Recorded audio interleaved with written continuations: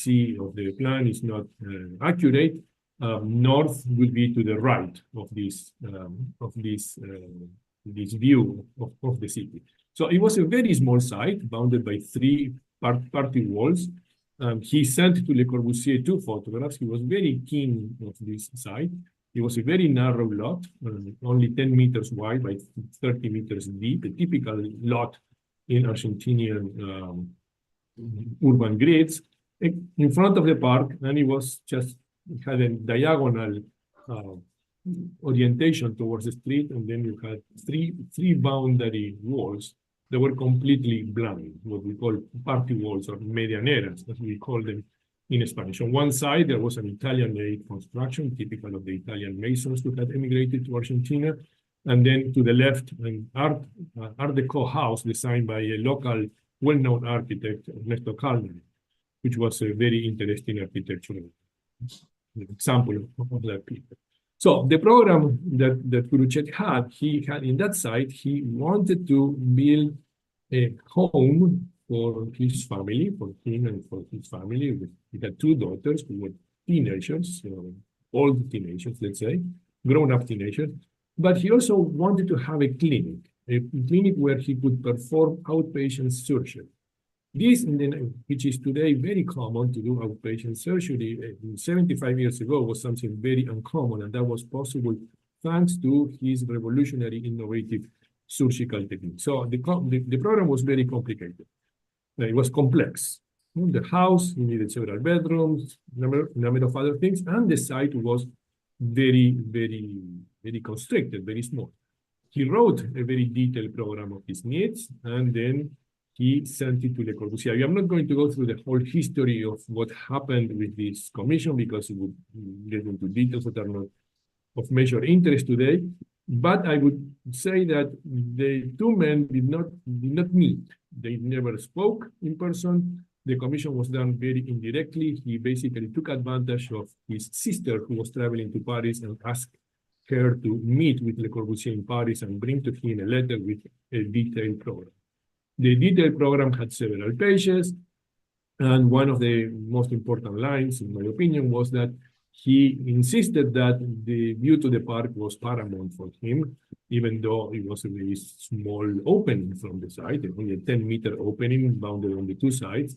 But he stressed that he would like all important rooms to have a view to the park, something that he acknowledged is going to be very difficult, Mr. Architect, but please try to do as much as you can to give all natural views to the park to every single room, especially bedrooms and living rooms. He was not that concerned with the medical clinic, which in one point he thought that it was not necessary to have that direct contact with the park. So, of course, Le Corbusier was at a very critical point in his career. He was extremely busy. He was building the Unité d'Habitation. There were lots of things happening at the time, lots of urban projects that he was involved at this time. And it's quite surprising that without knowing the client or without having any direct contact, he accepted the commission. In the end, he did. This is another part of the story. But again, the two men never met. Here we see Le Corbusier on the left, holding the model that they did to send photographs to the client, as if he would be somehow saying, look, I did this is for you.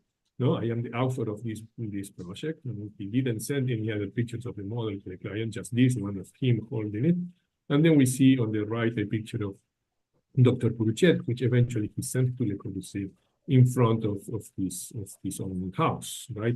When it was completed. So they came to this agreement. Le Corbusier did not immediately did not do anything, didn't draw a single line.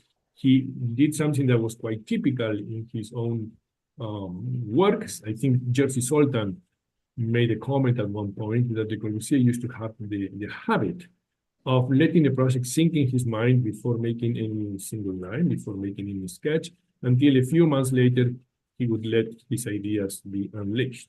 So months after making the agreement, he eventually launched the design process, which is absolutely fascinating. It's an incredible struggle to meet all the programmatic requirements, and at the same time resolve a complex program. But he had from the beginning an idea. There was a clear point of departure for him, and this is outlined in this sketch, which is, of course, after the fact. On the left, we see one drawing in which he was asking the client to send more information about the site, and then on the right, a drawing that is, again, post facto, but outlines the very idea, which is to have the clinic at the front of the site, facing the park, and then the house behind, elevated, and then looking over the clinic toward the park, and the two volumes linked by a ramp, right, with a void space that oxygenates the project. This is a sketch that happens in the design process, but toward the end. But at the beginning, there were many struggles to really make it fit. He assembled a team of two of his collaborators, Roger Aujam and Bernard Hosley, a French and a Swiss architects who were collaborating with him at the time, his studio atelier at the Rue de Sèvres. And they began to do a number of studies following Le Corbusier's initial ideas about separating the two elements of the program and linking them with circulation elements. In the one that we see here, we see the stairs at the middle. We see a very short ramp. These are early schemes. And this is another one of the day before by Bernard Hosley. But these are schematic things about how to distribute the very difficult elements of the program. But little by little, from the very early stages of the design process, the elements of Le Corbusier's architectural language begin to unfold and begin to appear in all these schematic drawings. We see here the pilotis, which are a fundamental element of his architecture. And then little by little, we have other elements like the brise-soleil and the pan de verre, the ramp, and the implications of the promenade architectural, which I think Tim already talked about, but I'm going to talk about again today. So this design process that took maybe several weeks until the ideas began to take shape as an architectural process reveals, in my opinion, two things that are characteristic of Le Corbusier's modus operandi in general for all the projects, but also of this building in particular. I think, if I am not wrong, and Stanislaus is present there, that he wrote at one point that all of Le Corbusier's work could be related to two families, could be derived from two families that establish like a measured DNA. One, and two of them are two prototypes for housing. One is the Maison Citron, which we see here on the screen, and then the other one was the Maison Monol, a series of one-story houses with parallel walls covered with a bolted roof. And that virtually all the projects respond or derive from one of these two families. So all the Le Corbusier's projects belong to one of these two families, be single-family homes or buildings of large size, of much larger scale. So this is one of the two things that reveals the design process, that the Curutchet house belongs to a family of projects that is derivative of the Maison Citron, right? We have this original DNA on the upper left, and then a series of houses. The one at Stuttgart, the Villa Meyer, which is a project, the Villa Stein, the Maison Guiette, Villa Cook, Villa Besot, Villa Planex, Villa Martinez. All these residential buildings are part of this long family, that each one has different genetic variations. This very large family that derives from the Maison Citron. This Maison Citron, that is also as a major family, at one point gets what I believe is crossbred with another one of Le Corbusier's postulates, the domino structure, which I believe you have already looked at, and the crossbreeding of the two eventually lead to the formulation of the 5 points for a new architecture. This is a generalization. I want to be clear about that. I think things are not as straightforward and simple as that. So, and from this crossbreeding of the domino and the Citron, there is a large family of buildings to which Maison Curutchet belongs, but also the Villa Savoie and also the Villa Cook, as we will see in a few seconds. So throughout the design process, we see that previous solutions type or typical solution type, he would say, that were implemented in other projects, in other realizations, or projects that were not built, permanently inform the design process of the Curutchet house. For example, we can trace, or we can find traces of the Villa Planex in Paris, in France, in the original, in the first stages of the design process, not only in the design of the facade, but in the organization of the clinic at the front part of the site. But the most direct, I think, relative would be Maison Cook, which presents very clear similarities, especially in the residential portion, that is a perfect cube that is elevated on pilotis, and the resemblances that we see in the upper part of the image, the plans of Maison Cook, in the lower part, the plans of the Curutchet house. I am not going to go through the whole analysis of them, but I think the images are explicit enough to see this very clear relationship between Maison Cook in plan and the Maison Curutchet, but also in the elevation, we see these very clear resemblances or similitudes between one and the other. So Maison Cook, I believe, is a very clear example, or a very clear predecessor, or a precedent of the Curutchet house. I am not suggesting that Le Corbusier would say, as we do sometimes in studio to students, we tell them, go look at this project and look at this as a precedent. I'm not saying that they somehow got into the drawings of Maison Cook and made a very conscious study and re-implementation of those ideas. They are somehow present throughout the entire process. And if in plan and elevation it resembles Maison Cook more than one way, later on in the design process, the relationship to Maison Planex gets dropped, and then everything looks much more in terms of organization and image, even though it's a different architectural language, the one of the 1940s and the one of the 1920s. They looks very similar to the design, to the project of the building of the Maison Cook in plan and elevation, but in section, I believe that it has a very strong similitude or resemblance to the Villa Maison, the first project that you saw last week in a lecture by Tim. And I would say that the Curutchet house appears as if we would be stretching the section of the Villa Maison and would be extending it through this is the cross section. In this case, we would have the longitudinal section of the Curutchet house, and we would be stretching it to occupy the entire site with maybe the lower part of the clinic, the residence elevator, of course, we lifted up one more level, and then the umbrella roof that has a resemblance with the baldacchino roof of the terrace of the Curutchet house. These are all elements that I'm going to briefly outline in the next few minutes. This which may be a little bit surprising. It should not be surprising, because already 20 years before doing this project, in Précisions, Le Corbusier at one point said that it is not useless to look into one's own work. And he added, the consciousness of events is the springboard of progress.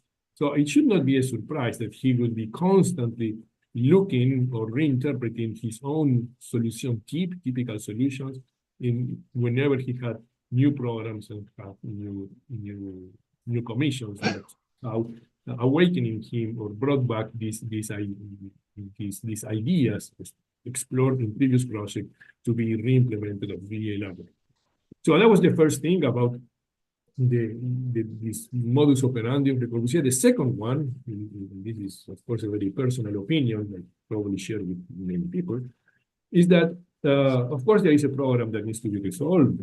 Of course there are matters of construction, matters of site, location, and lots of other things, but Le Corbusier makes architecture through the orchestration of a few elements of an architectural language that is very much his own, right? One that he had largely the language of architecture, which he had largely contributed to expand. And the Curutchet house is an example of a period in the immediate post-war in which he's reassessing the architectural language of the 1920s, the 5 points, the reinforced concrete as a measure material, all the elements that have to do with his urbanistic ideas. But in the 1940s, everything is much less dogmatic. It's a little bit more mellow, I would say.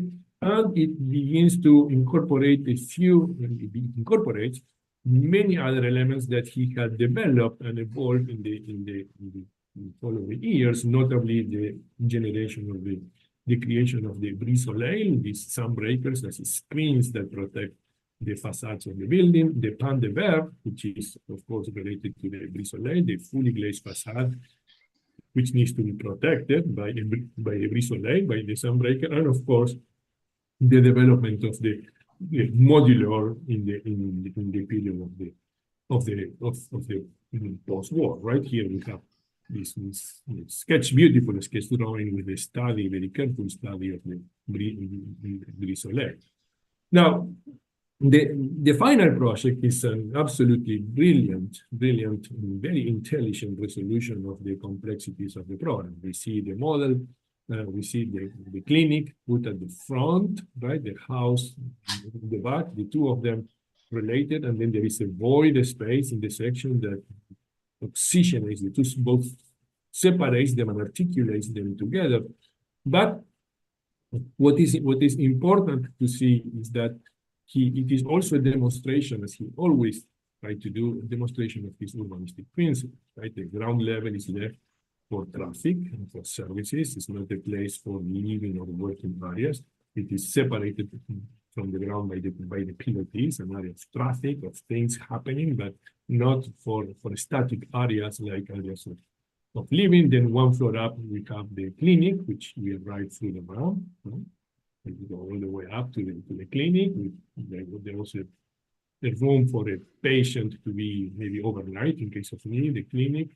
And then the residence, which is accessible from the mid landing, the ramp, the mid height of the ramp, through stairs that eventually it is changed. That's another story. Then that stairs leads to the upper levels of the residence, where we have, which is an elevated cube, right, on top of an elevated cube at the one floor above the clinic, right? And then the bedrooms are in the level above. And here we see again with extreme clarity almost like dogmatic and pedagogic. It's a demonstration like Villa's Award had been the demonstration of the 5 points of a new architecture, which we are not going to go again. I know you already look at them, but we see the independence of the structure, the partitioning of the floor plans. Every plan is completely different. One has rectilinear partitions, the other one has curvilinear partitions, void spaces, the roof terrace, everything is here back again, something that he had somehow abandoned in the 1930s, but it reappears with full force in this particular project from the principles and postulates of the 1920s. The construction of the house was very complicated. Initially, what involved Amancio Williams, a very well-known Argentinian architect. We're not going to go through that whole story. It was conflictive. Lots of things happened. There were several architects who were in charge. Amancio Williams only got to complete the concrete structure. And then eventually the house went into construction in a much more, I think, primitive way than what perhaps the house that we see today looks like when it was built, right?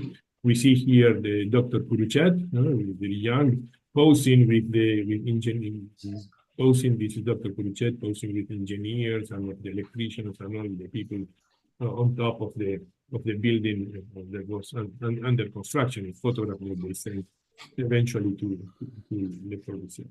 And through the construction process, after Amancio Williams was fired by the client, there were some modifications that were done to the process. There was one major modification that was done with the agreement of Le Corbusier, which was the stairs. The stairs is different, you know, from the original project, right? To this is the original project to the project that is built. You can see here that it goes into the opposite direction. That's another story.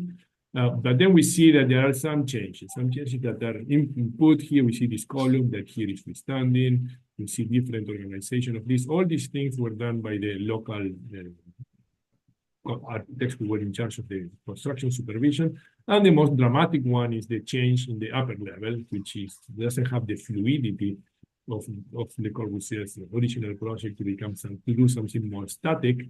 And in my opinion, the most dramatic one is the opening of this wall as a half wall instead of a full wall that would be here. This is a wall that goes all the way from the floor to the ceiling over a double-story space.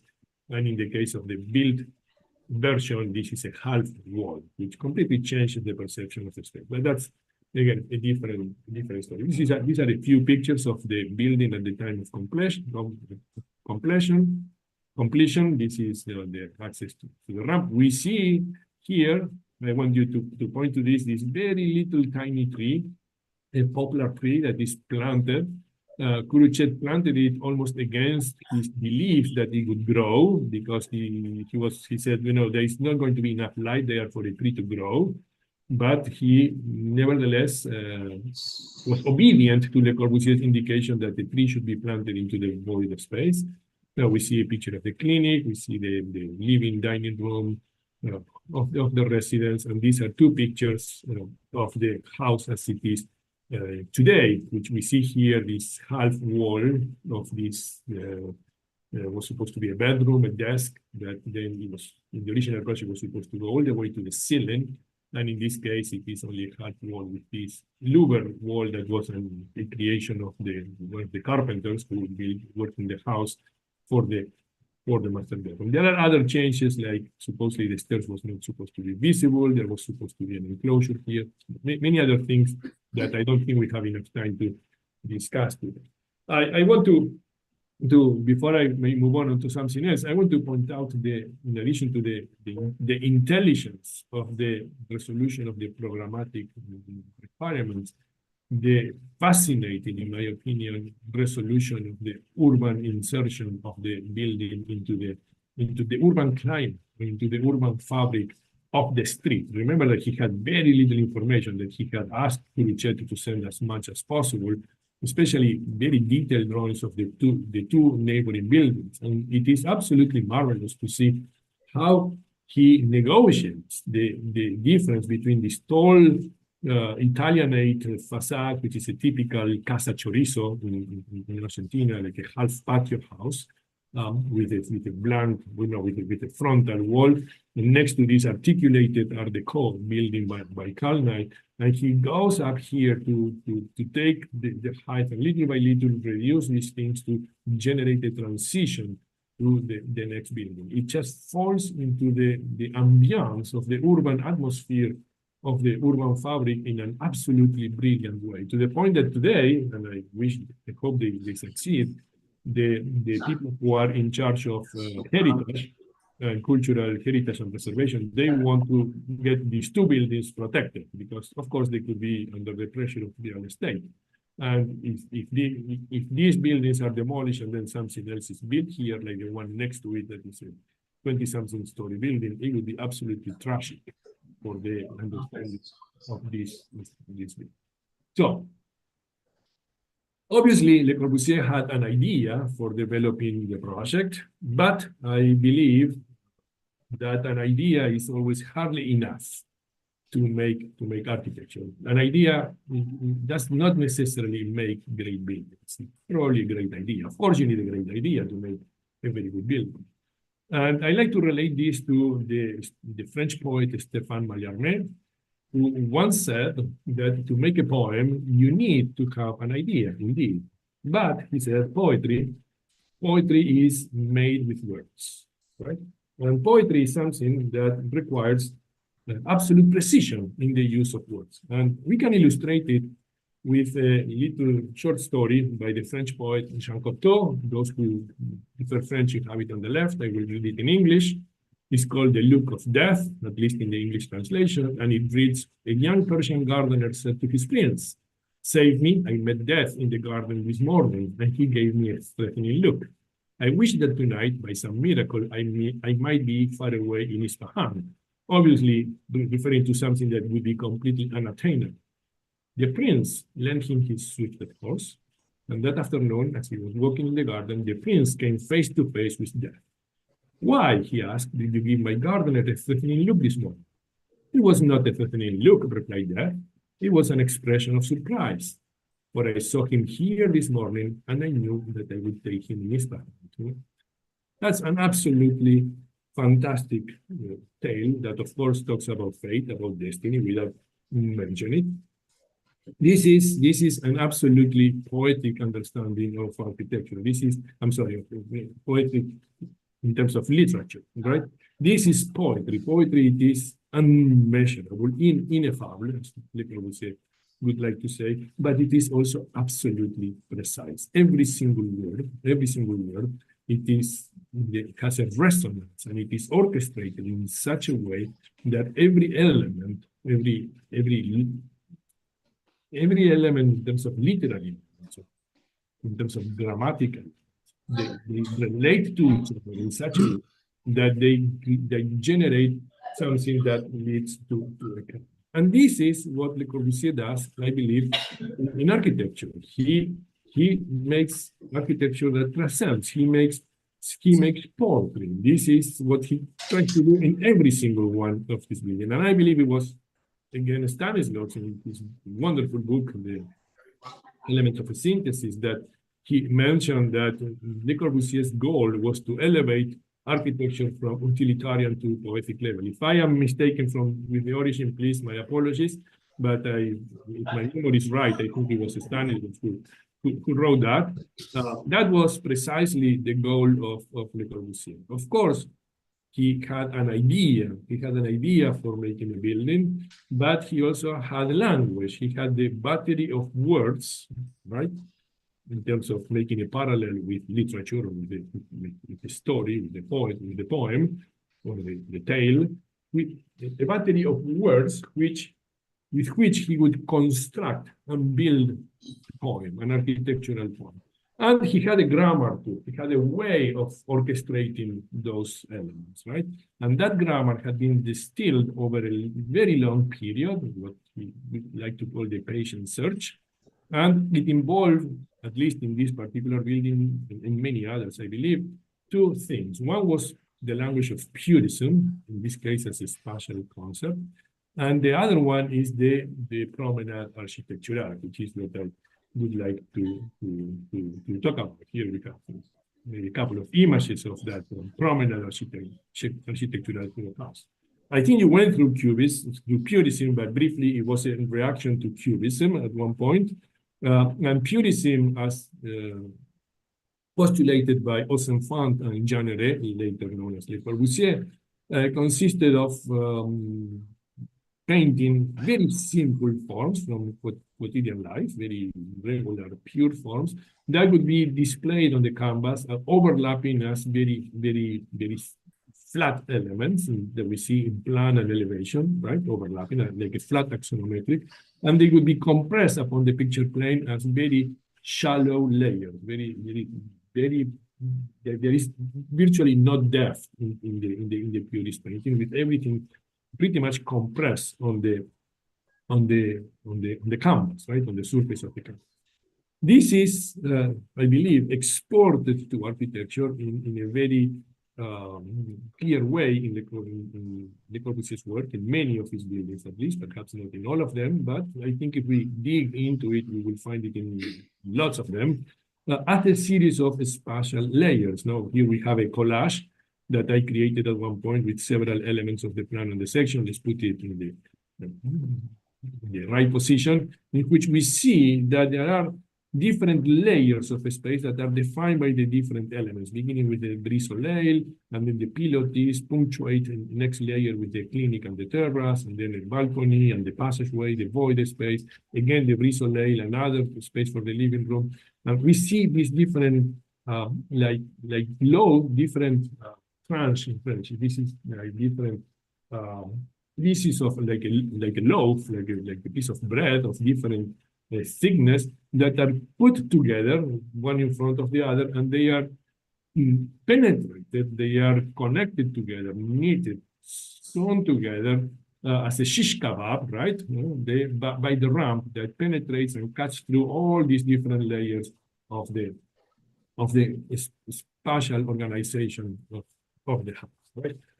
This is something that becomes that is very important in Le Corbusier's work, because he believed that the ramp was a way of connecting spaces very different from stairs. The ramp becomes a key that traverses all the layers of the house and then holds them all together, completing them, every single one of these vertical layers of the space, right? Here we have two views of the ramp from different perspectives. And then the other element, which is of course related to the previous one, is the unfolding of the promenade architectural.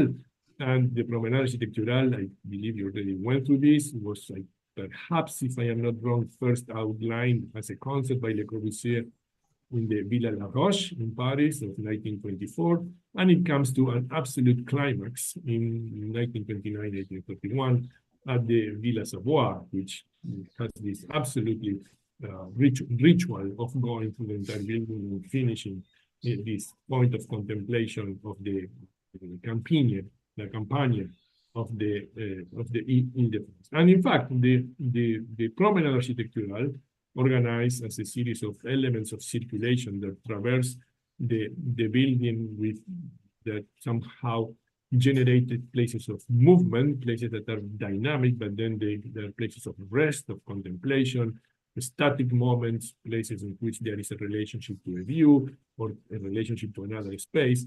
All these things that happen in all of his buildings happen in different ways. But the one at Villa Savoie, at least in the unfolding of the different elements that constitute this promenade architectural, has really incredible resemblance with the elements that then 20 years later he develops for the Maison Curutchet. We see it in the ramp from the beginning as we come in a very compressed space at the front, then this sort of corkscrew spiral staircase that traverses the different volumes of the residential element, then as it traverses from one floor to the other one, and then coming to a climatic point of view in an outdoor space in the terrace. And this we could discuss this in a much more detail, but for now I would rather leave it at this. So it was said that the origin of the promenade at the Villa Savoie began at Madame Savoie's home in Paris before she would go all the way to Poissy, and then she would get into the car, and then she would eventually go through the whole process of driving from Paris to Poissy and reach under the pilotis to the front of the house, and then coming to the front door of the Villa Savoie, opening the door and then finding herself in that space between the door and the ramp, implying that the promenade architectural does not begin inside of the building, but it begins outside. It is detached from the building before physically engaging into the experience of going through the entire building. And the same, I think, we can say about the Curutchet house, right? We see that the promenade architectural begins outside of the building, begins from the park, right? At the park, where we are just in relationship to that house, and we are about to go into that house. And the point of departure for the Villa Savoie from outside, the point of departure of the promenade, it has a mark, a distinctive mark, which is this portal that we see on the outside. And we can find this, and we can perhaps consider this, what a ridiculous thing to have put an opaque door, an opaque element that somehow conceals what happens behind, when in reality, it doesn't conceal anything because we can see everything, you know, from the sides, because the ground floor is completely open. It has this little metal grid that protects from entering the car, but it is accessible, we can say, especially visually accessible. So why negating or marking this element as a solid element that interrupts the transparency or the visual accessibility to that place? And I think it is a very important part of Le Corbusier's idea because it marks it as a threshold, the point at which we are going to physically engage with our body and with every element of our body, our legs, our arms, but also especially our eyes, because Le Corbusier sees these things in visual terms, right? And he writes about that. He marks it as the point of penetration, of physical engagement, the beginning of the promenade architecture. It's not by chance, I believe, that when doing the perspective of that was sent to the client, of course, we can put the vanishing point of the perspective anywhere on the frontal plane, right? And perhaps, yes, it's the best point, right? But I think it is very intentional that the architect decides to put the vanishing point, the eye of the observer, the person that is going to get into this building precisely at the point of penetration of the house.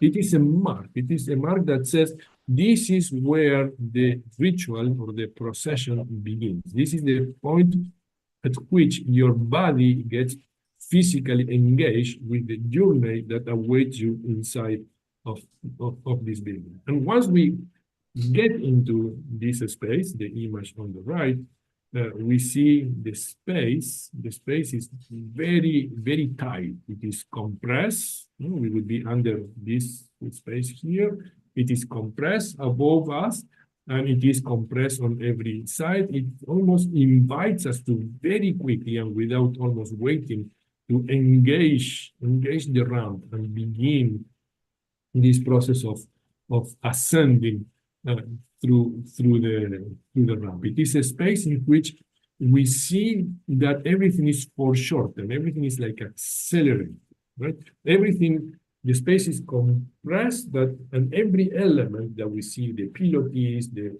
vestibule of the home, the back wall is thrown upon the eyes of the person that has just entered past the portal and engages with the beginning of this promenade architecture. We are, of course, invited to ascend the ramp very quickly, and I want to insist. I'm sorry that the choice of word. I say ascend and not simply go up, because go up is what we do. We go upwards. But ascending has an implication of a ceremonial nature, right? Like a ritualistic. We ascend. There is a ceremony, a ritual of ascending through the ramp towards the different parts of that this promenade architectural through the ramp and the stairs is going to lead us.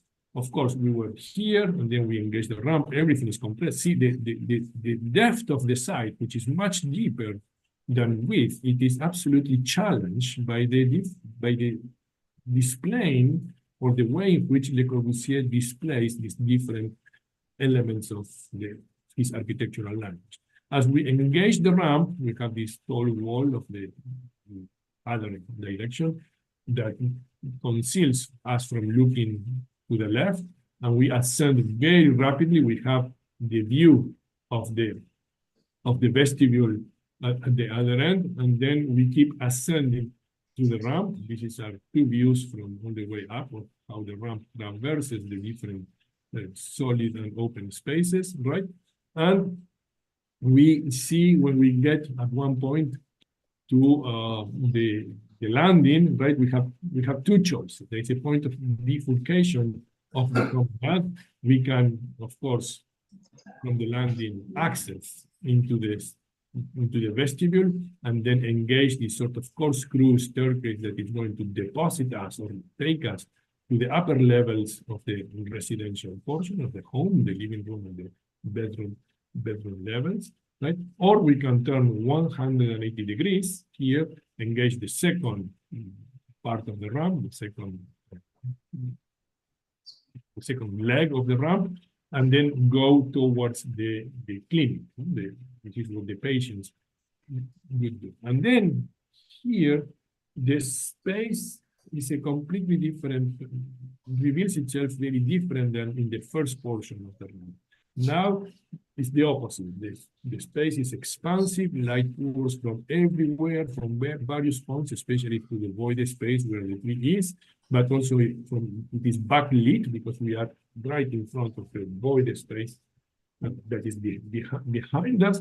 And then we can see through the different openings below or above that the park invades the visual field. It is somehow projected, thrown upon us also, but it is like farther in the distance. Of course, the distances are not very different from the first part of the ramp, but the perception of a space as something that is much more expansive, it is extremely clear to me. It is very evident. The first part, there is an acceleration of ascending. In the second part, there is like a sense of slowness, of ascending in a much slower pace towards the clinic and towards the park, where we will have this wonderful views.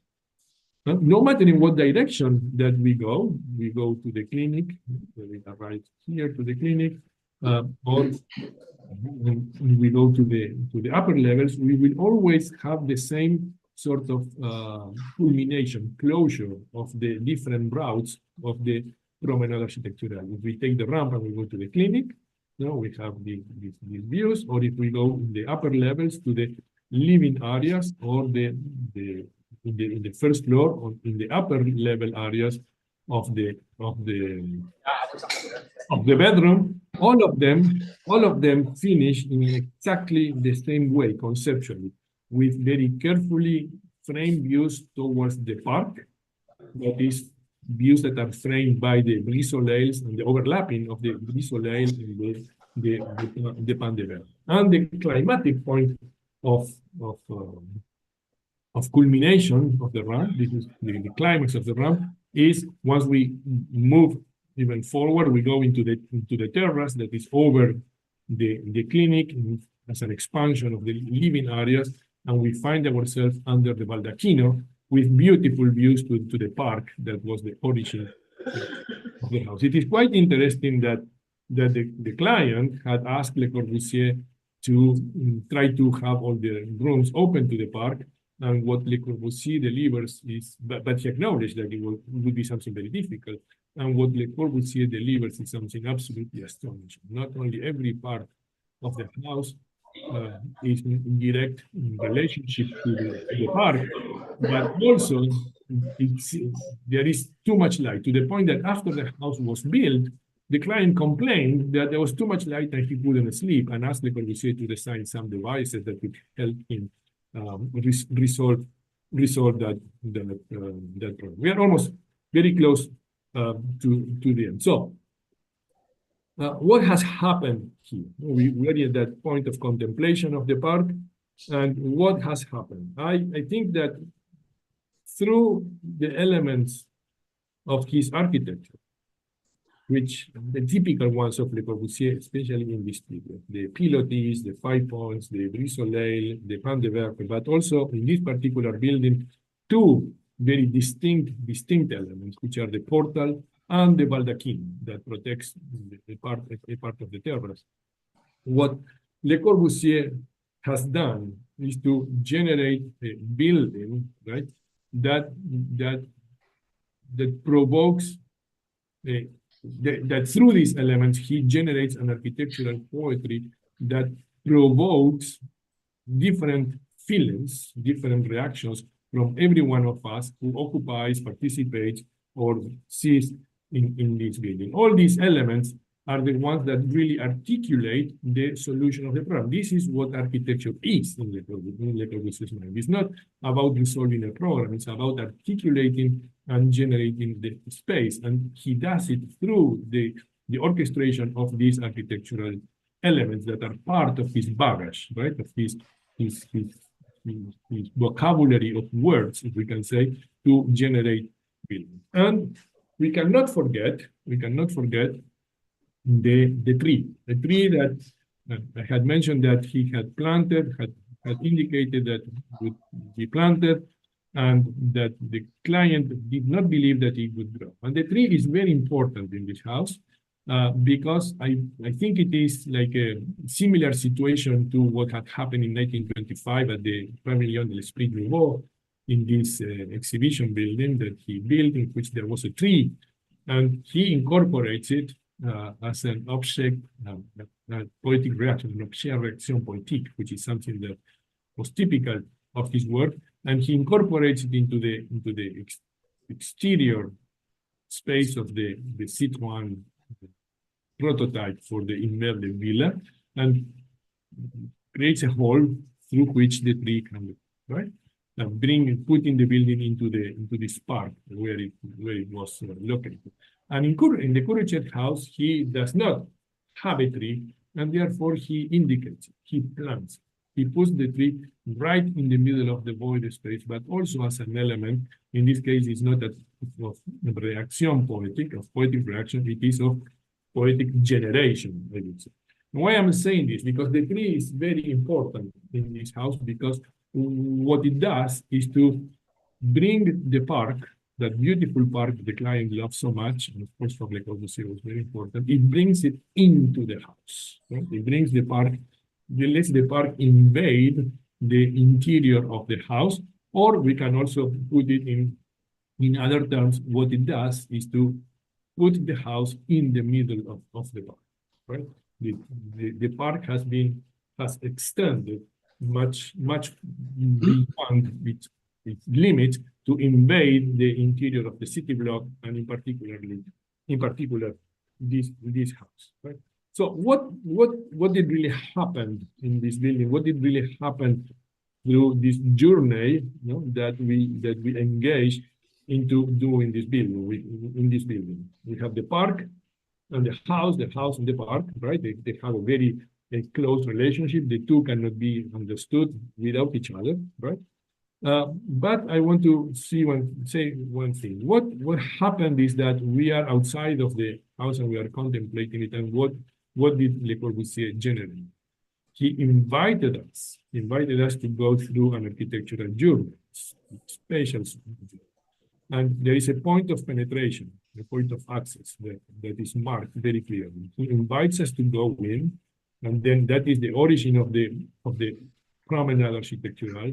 And then we engage into ascending through the ramp that goes here diagonally, and we go up to the clinic, and then eventually we go to this sort of a spiral corkscrew stairs that leads us to the two levels of the house, to eventually culminate at this absolutely climatic point of view that is here, under the baldacchino facing the park. What has happened? We came through here, we traversed all the different layers of the purist conception of a space, that sequence of layers that are one in front of the other, to be compressed and thrown upon back to the point of origin, only to the same plane, only displaced from the ground to the two levels up, and then from the left to the right, coming from the park, traversing the whole thing, being trapped through the, let's say, the grace of the elements of this architectural language, being trapped into a purist canvas, not really a canvas, into a purist space. That is the sequence of all these layers that are compressed all the way to the front as we move through the depth of the site, challenging the depth of the site, and bringing everything as a synthesis into the relationship of the house and the park, and that in that single plane in which the two meet, the two are at the same place, park and the house at the property line. Le Corbusier understood architecture this way, I believe. This is as an experience of a space, what he used to call an ineffable space, something that cannot be explained. That was a physical, visual, sensorial, and intellectual experience that invited us to constantly wonder about what is it, what is all these things, without necessarily having to explain. He puts the elements of his architectural language, his vocabulary of architecture, to generate a transcendental, timeless, and, in my opinion, absolutely poetic architecture. This is what Le Corbusier did in this house, as in many of his buildings. And this is why, the question is why not, or why Le Corbusier? This is why I believe Le Corbusier is today still relevant, and I believe why he will be always relevant, like the greatest architects of all. Thank you very much. I don't know if you have questions. I don't know how long I took. Hopefully not too much. Okay. The microphone. Thank you. I don't know if anybody has questions. We can go today. Zoom may be difficult for that. We can do it tomorrow too, but as you wish. Alejandro, I have a question. Can you hear me? Yes, I can hear you. Okay, I have a question. Could that house have been designed in Europe? I have the same question. Yeah, because already I've been discussing with the students the fact that already in 1929, Le Corbusier threw out the 5 points. And then the Modulor house, and then the Sexton, and the Maison du Weekend. And a year after this, he's designing the Maison Jaoul. And he's already doing the Unité d'Habitation, and he's in a completely different aesthetic. So what you've very brilliantly shown us is how he's digging back into his own work to rework the 5 points. But could he have done that in Europe? Could he do this in Europe too? I don't know. That's a good question. This is, of course, we're in the field of absolute speculation, right? I would like to. We're allowed to speculate. Yes, we are fine. We can do this. We can do this. I want to go back to that thing that again comes from Stanislaus, who said that all buildings of Le Corbusier come to 2 families, right? Monol and Citroën, right? And until the war, right? Le Corbusier designed and built lots of houses, right? After the war, he did design a few, but only 2 were built. I'm sorry, 4 were built. Okay, after the war. Interesting. I don't know if this is a coincidence or something, right? There is 2 from each family. One, Curutchet, and then Villachodan in India, belong to this family of Citroën and the crossbreeding between Citroën and the 5 points. And then Jaoul and the Sarabai house, which is, let me brag for a second, I was there 2 weeks ago, just a wonderful time. Jaoul and Sarabai, they belong to the other family, right? The family of Monol, this series of parallel walls with vaulted roofs. Of course, variations, right? They are not necessarily straightforward. Could he do this in Europe? Tim, you know a lot more on the other process that he did. I believe he could. I don't see any reason why he couldn't. It so happened that the 2 are not in Europe, right? One is in Argentina, the other one is in India. The 5 points come back, but I don't see why not, because and I think, for example, in the Curutchet house, I think there are lots of things that remain very mysterious, and there was no relationship of him with the client. Some of the information was late, like the colors. I don't think that he intended, for example, that the pilotis, the brise-soleils, and all these things would be painted white. Right? I would have expected him to do this in concrete. In fact, contemporary with the Curutchet, we have the Usine Duval, right? Which is we have the same elements, right? But in a building that is not a domestic building, but you have the 5 points. Yes. Right. These are not straightforward 5 points because you don't have the elongated window. You have a variation that is the pan de fer and the brise-soleil. There is a reinterpretation of it. I think Stanislaus wanted to say something. Yes, Stanislaus. We were discussing earlier how difficult it is to have a conversation with a speaking head on a screen because you cannot interrupt it. That's the privilege of it. This was a fantastic presentation. I really, I must say that I'm all the more sorry that I never made it into the Villa Curutchet, because some friends brought me in front of the house, but it was closed. It was 6 o'clock, so there was no way for me to see the inside. You have to go back. I discovered it thanks to you. But I want to ask Tim, why do you think it could not have been done in Europe? Do you think that the public or the architectural community would have said this is outdated? I mean, the vocabulary is no longer contemporary, or I think it's a Corbusier problem. The Corbusier was trying to represent himself after the war as the artist figure. And so the stress on sculptural form and tactile in Europe, yes. Now, I have a question for Alejandro, which has to do with this European context. A few years ago, I was asked to write a little introduction for a book on l'ingegnere Cattaneo, who built himself, who's a collaborator and friend of Terragni, who built himself a house in a suburb of Como, which has also a kind of sunbreakers system in front of it, not at an angle, but has some formal features which are, in a sense, connectable to the Curutchet house.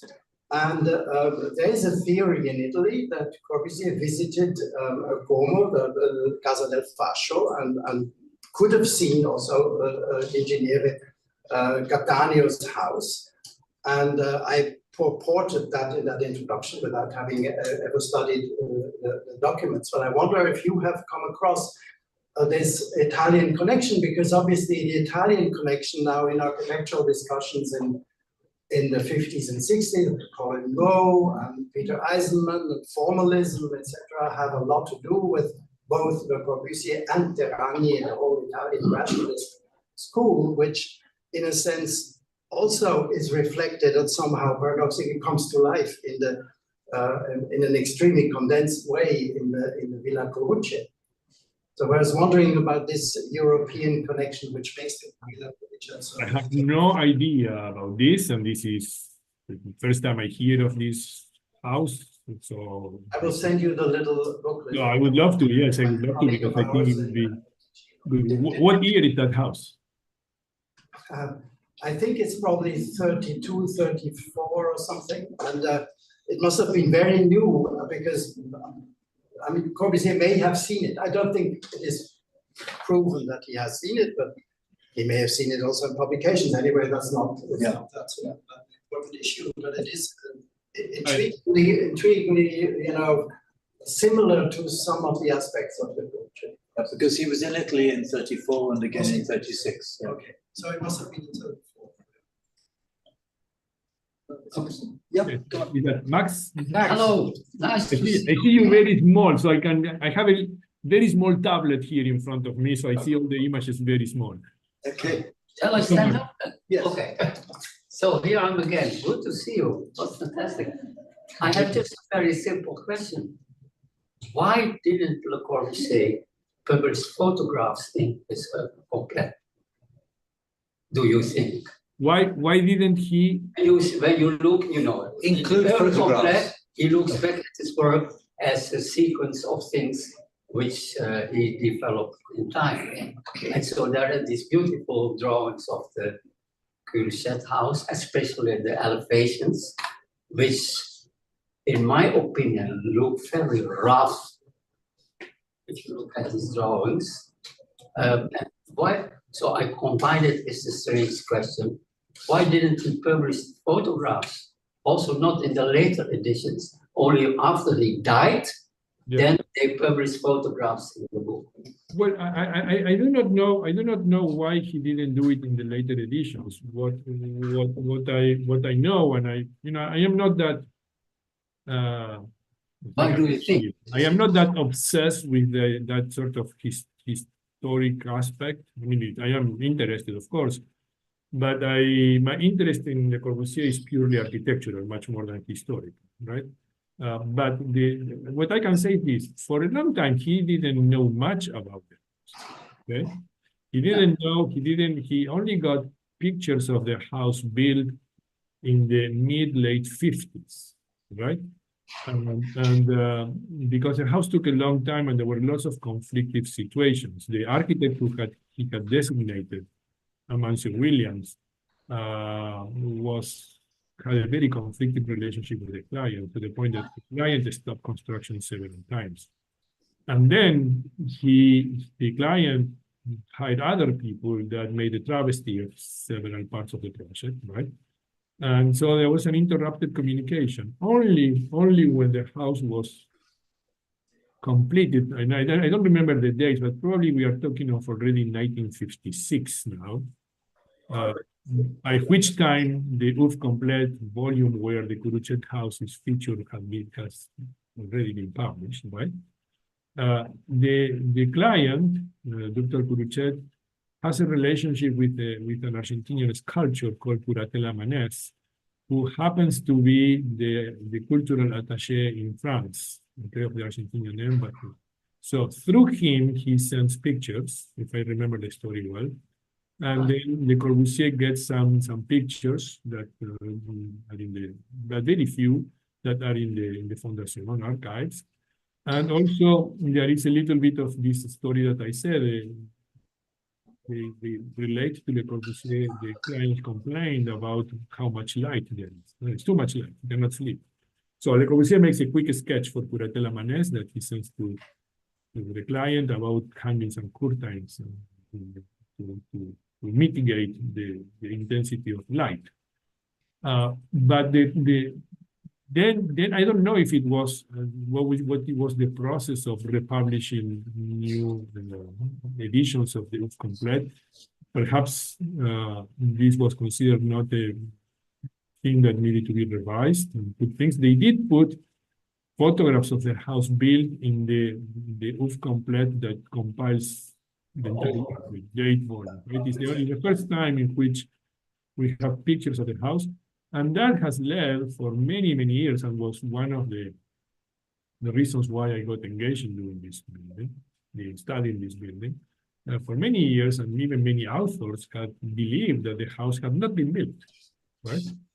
In fact, there had been a confusion, even though it was published in Argentina and other places. Also, the fact that there were some changes, there was some questioning if it was really a Corbusier building or not. I have to say, you know, Pep Ketglas claims that cannot be considered a Corbusier building because of the changes, and I disagree with that. So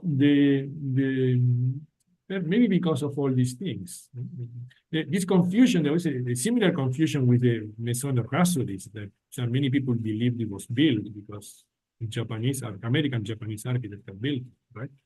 So Pep had some fairly extreme views. He thought that the Barcelona pavilion should not have been rebuilt because they didn't make the columns outside it. The columns that existed before.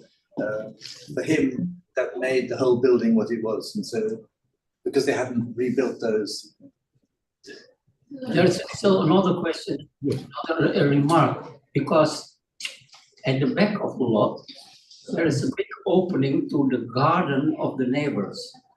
That is now. Yeah. It wasn't.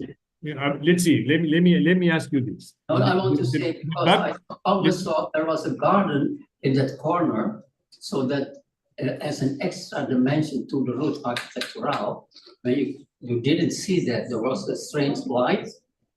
The light which is in the back, that's very mysterious, because you go in the dark and then you go on the ramp, and then you have the diagonal view to the back. I thought, you know, I did all my reconstructions from printed material. Yes. So then you see this fantastic diagonal in that other garden. So let's say the park in a way continues to the back. Is that a broad interpretation? I'm going to share my screen again. Is that okay? So let's see if we can, just for a few seconds. Let's see if we are talking. Can you see this? Yes. Yep, we can see it. So why can I go back now? The images. So there is much light in the back now. Okay. Yes. let's see. Let's go. Let me find the image. Well, see, this is one that is relatively current, right? But let me go backward. Behind the tree. Okay, you can see here that in the original situation, there were three-party walls, right? Three-party walls. This is the original. This is based on documentation sent by the club, right?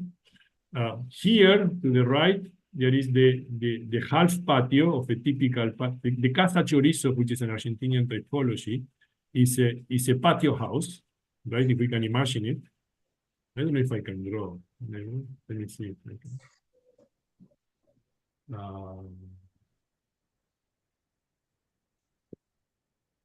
Can I go here? No, I cannot. No. Well, let me see if I can do it. Yes. Here next door, there is a half patio. The typical patio house will be a square patio, right? Yeah. The Argentinian Casa Chorizo is a house with a patio, and then all rooms open into the patio, right? There was only a patio. Yeah, that is, it's called Casa Chorizo, is a sausage house. So as if this room they are connected like a sausage, right? Yes. This was the opening to the patio that has a half wall, like a one story to. So that's why the light came from that. That's where the light comes from. So he borrows that light from here, right? And then this one is a similar situation, but then here there is a full wall. I don't know if you saw the movie The Man from McLeod that is filmed in the house. Well, the whole movie is about this wall, right? That's it. So at the back of the house, there is the stairs, and then two patios, so two openings. The residence is here, right? Two openings that bring light to the back. And here there is also a half wall. Right? There was. Okay. So let me go back. Remember this image. And then I need to stop this. So this is from the time it was built, right? So here you see that there is a taller wall, right? Yeah. So, and there is light that comes from here, but it is sort of mysterious. But I think Le Corbusier understood this, that there is the eye or the view, the gaze, or probably they built this wall, does not escape into it because there is nothing there. The idea is to quickly turn back toward the park, right? This is something that the people who now manage the site is the Colegio de Arquitectos, they bought the back side, and they built the offices, and they demolish the partition there so that they have a garden there, and we see this. That is something that I find, and there is also a connection to the back. I find this, they remove the wall here. I find this really questionable because it has altered the perception, because halfway into the promenade, then you have a visual release towards a garden, which is not the intention, because that is not the point of arrival. It is a point for quickly making a decision, either to go here, to the corkscrew stairs, or to turn around and then go back. It shouldn't be a real... This is something that he noted in the Certosa at Galuzzo, which is that the garden has a wall that stops you seeing out, and you have to go up to the upper level to look out. So he was very interested in this idea of both obscuring and then releasing a view of nature when you move high. Yeah. So I had a discussion with the people. I have a very good relationship with them, but they want to make it into a tourist attraction and all these things. They waited until UNESCO declared it part of the heritage to demolish them. Alejandro, we have a question here. Yeah. I can also ask you tomorrow if we do. Okay. So I hope it's loud enough. And I know that. Thank you for the lecture first. Second, I'm really interested in that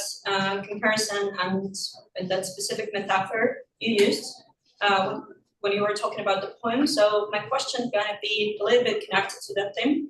And I'm gonna start with Joseph Brodsky, who gave a lecture when he received the Nobel Prize in 1987, I guess. And he was talking about the way how you create the poem. And he said that you basically you never know how it's gonna end up. You always have an idea, and one word touches another word and creates a sequence, and which, in my opinion, has that bricolage logic when you actually assemble a thing from different elements. So I would love to ask your opinion in a way, what is the relationship between whole and a part, and how do you tie up a building, and how Le Corbusier did it in a way? So what holds them, these elements, together? Did you hear that? Yes, there were parts that I couldn't understand. What holds the elements The together? essence of the question. Yeah. What holds the elements together? If you're composing with words like a poet, Yes. what holds the elements together? In time, it's Yeah. not an instructor. What holds the thing together while you develop? Because she says, she's citing Brodsky, who says you start with an idea and then you don't know where, and the poetics is that by all sorts of Well, this is the Aristotelian tradition, right? In Poetics, Aristotle says that the poetry is not the object itself, but the process through which that object is formulated, right? And that is a typical thing in literary criticism, right? The poetic event, of course you have a poem, but there is a process, okay, to formulate the poem. And I don't think that Le Corbusier had the image like any poet or anybody who has a creative mind. You have a predetermined image and then you make everything so that you get to that image. It is through the process that the poetry unfolds, right? What I would like to say in this, it's very difficult to explain. I mean, I think poetry is very precise, right? You need to have, it needs to be absolutely precise, but it's very difficult to measure it in terms of why is it poetic or not. I think what the elements and the way in which he orchestrates them, all we have to do is to try to imagine the same house. Well, you are all architects, right?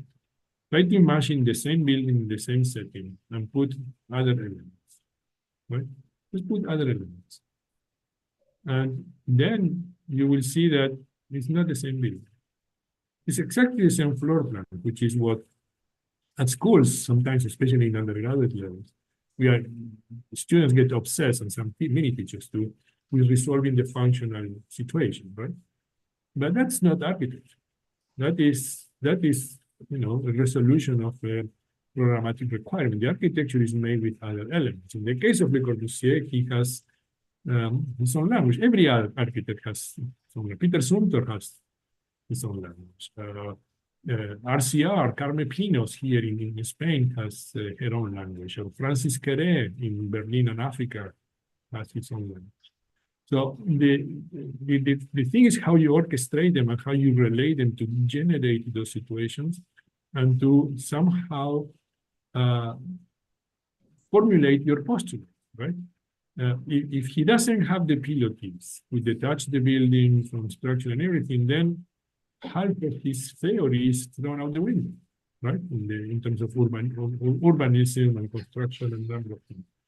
So the elements then, they need to be very carefully connected and orchestrated. And another thing, the baldacchino, right? The baldacchino, which is an umbrella, which of course to produce shade into the building. But try to imagine, from a functional point of view, you can imagine the same building without that baldacchino, without that roof. And that will be an absolute disaster. Because if you remove the baldacchino, right, the blank wall of the party wall of the Italianate house, because of the angle at which it is, will be completely dominant of the view of the house. It will be the focal point. But the baldacchino begins to modulate that facade as if we would have, and also because you have a void below, it backlights this space or these elements, and then it generates a texture similar. I think it was Alan Kohn, if I remember right, who somehow talked about those elements of Le Corbusier as being the pilasters, right? The brisolates. He was talking about the brisolates. They were like bringing back the texture and the rhythm to buildings that the pilasters and columns, embedded columns in classical architecture would do, right? To bring a texture. And that wall without the texture of shades and elements that punctuated the pilotis, the roof, and all these things, they would be completely different space. In addition to functionally providing a place that is shaded, right? I don't know if I am answering your question right, because I don't really have a very precise answer for this. I think the poetry is something that cannot be measured in the sense of, you have so many syllabs to this. This is something ornamental, right? This is part of the process of making poetry, but the poetry is somewhere else. It is in the way in which all these things connect and the multiple meanings and the multiple things that they can lead to. In the tale that I shared by Jean Cocteau, there is not one word that is useless, right? And the position of each word and the way in which each sentence is articulated is absolutely precise. And that is, and of course, the English version is not exactly as the French version, those of you who read the two. But I don't know, it is, I don't know, again, I'll be there tomorrow, maybe we can talk about this in person if you wish, because maybe it's a little bit more difficult here in Zoom, but that is, I don't know how I could answer that question. I think it's a very good question, and I think we should be thinking about it as well. Alejandro, thank you very much. Wonderful, wonderful lecture. Thank you. We look forward to seeing you in person. We'll be there tomorrow. Lots of thoughts. So thank you very much indeed. Thank you. Thank you. Great to see all of you. Thank you. See you tomorrow. Bye-bye. Tomorrow.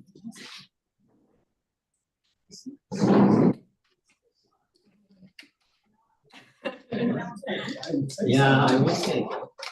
So,